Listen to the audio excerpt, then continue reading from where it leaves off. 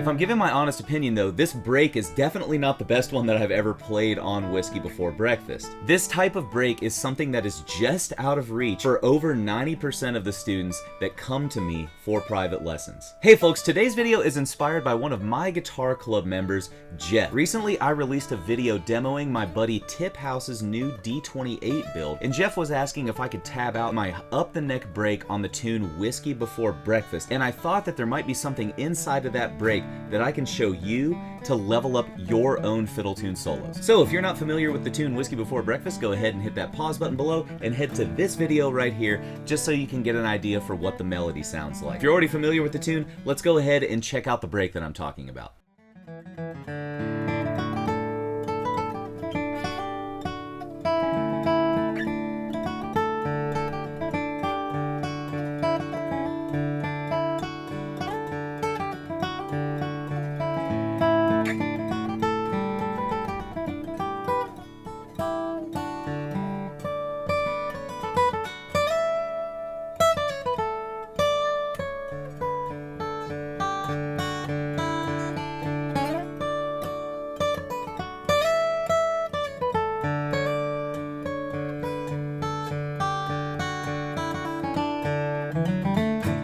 In order to take breaks that make any kind of sense on bluegrass tunes, we need to be able to access some of the core proprietary information inside of that tune. Primarily, I am talking about the melody to the tune, the chord changes, and the form, the organization, and the length of the tune. You might be saying, okay, genius, I can already do that stuff, but I still can't put this information together to make a break. To make our own improvisations, we need to do some demolition work to expose that standard core framework, something I like to call the skeleton melody. In the case of fiddle tunes specifically, like Whiskey Before Breakfast, we can access that skeleton melody 80% of the time by omitting all of the notes that happen on upstrokes.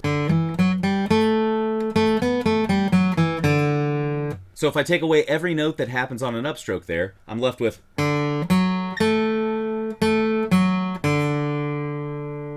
a good clue that you found a skeleton melody note is if it's a chord tone, a root, third, or fifth. All right, pause. Already confused by any of the terminology I'm using here? Root, third, fifth, triad, arpeggio? If that's the case, head down to the links in the description to my guitar club. Inside of Guitar Club, I've got lessons on music theory, triads, arpeggios, all the stuff we just talked about. Plus, you get access to live monthly Q&A calls with yours truly, so you can ask me any of your music theory questions. If we continue that process through Whiskey Before Breakfast, we're left with something that looks like this.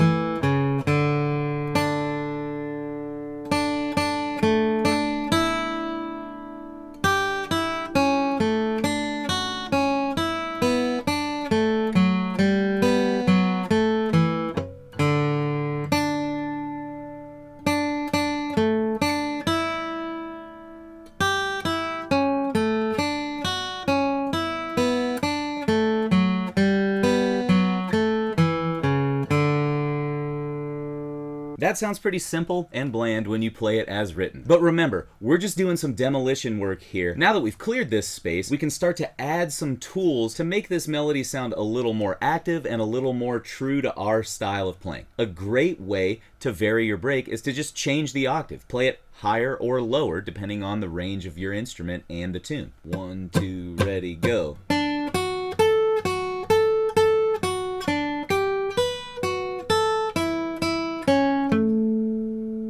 Another thing we can do is add some drone notes to some of those skeleton melody notes to add a little more depth and breadth to the tune.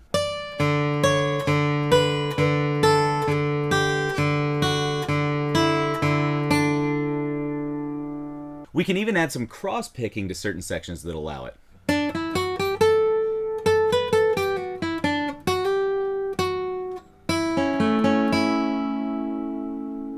There's so much more that you can do to your skeleton melody to dress it up. But now that you have an understanding of the bag of tools that I was working with on this demo, let's look at this break that I played for Tip House's D28 demo. And you know what? If you post a version of it here on YouTube or anywhere else, I would love to see it. Go ahead and tag me in it, all right?